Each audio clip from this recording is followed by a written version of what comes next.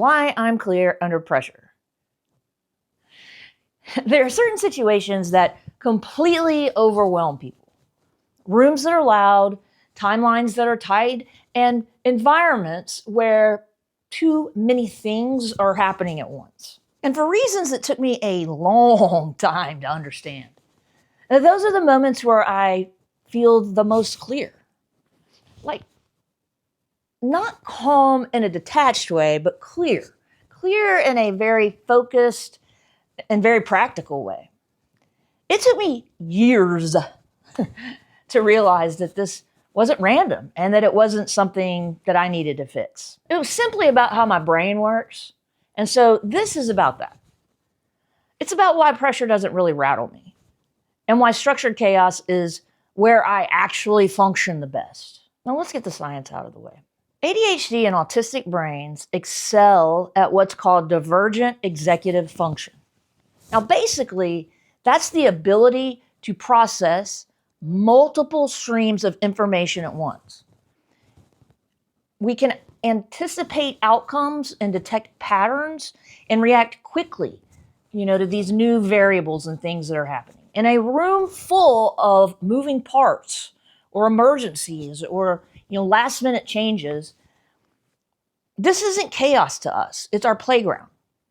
We see what's coming before anyone else does, which is why structured chaos isn't stressful.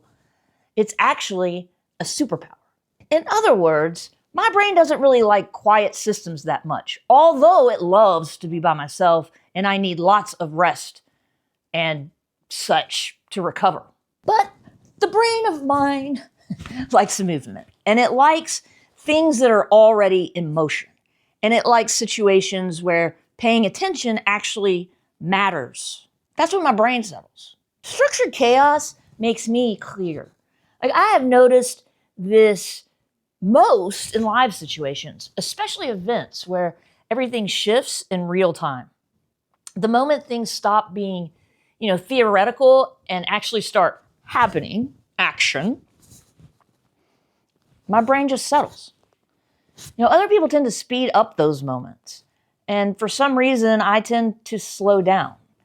And it's not calm because I don't really care. It's calm because I can finally see what matters and what doesn't. And most of us already have, a nervous system that feels like it's in fight or flight. And so those are more comfortable situations for us. For some reason, I trust myself more when there is no script. It's weird. And one of the clearest examples of this was, as an event planner back in the day, I planned an event in Beverly Hills during a major awards weekend. And this was full of celebrities and international and national press. And it was about security and a live band and a formal dinner and cocktails and all of this stuff happening at once. And on paper, this looked incredibly overwhelming. And in reality, it was. But for some reason, this kind of stuff makes perfect sense to me. And that's usually how I know when I'm in the right environment. There's something about pressure in the moment that doesn't feel stressful to me. What stresses me out is waiting, guessing, or trying, to follow these systems that don't really match reality. Ambiguity without movement is really hard for me. It's a lot harder than urgency. So when things are live and decisions actually matter, I feel incredibly useful. Now, apparently, pressure gives my brain something to hold on to. At this event, the red carpet was live, and people arrived out of order. Celebrities are coming and going, not in the order they're supposed to arrive. And this always happens, so most people are planning for this immediately. But timelines were shifting in real time, and that makes everyone have to try to adjust at once. And in my situation, I don't panic.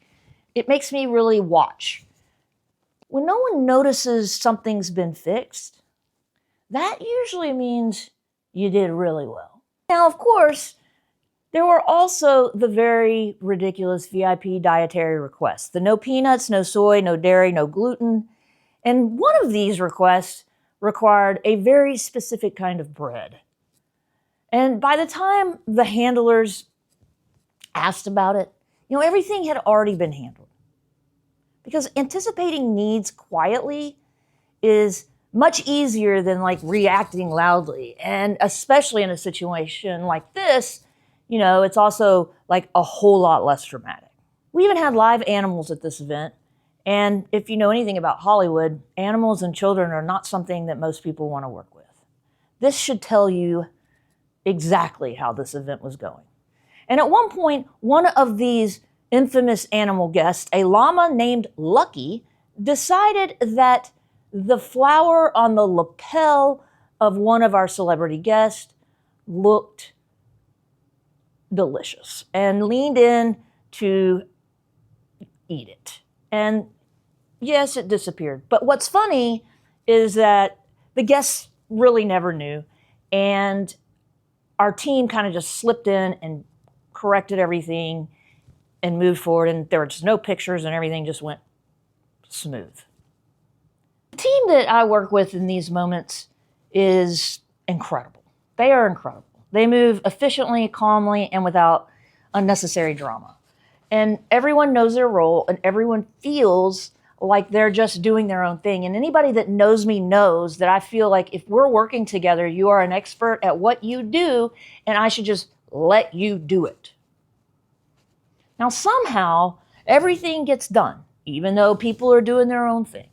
And that's what pressure looks like when you're structured. My kind of brain is often misunderstood because it doesn't really look busy, It doesn't look stressed, and it doesn't follow step-by-step logic.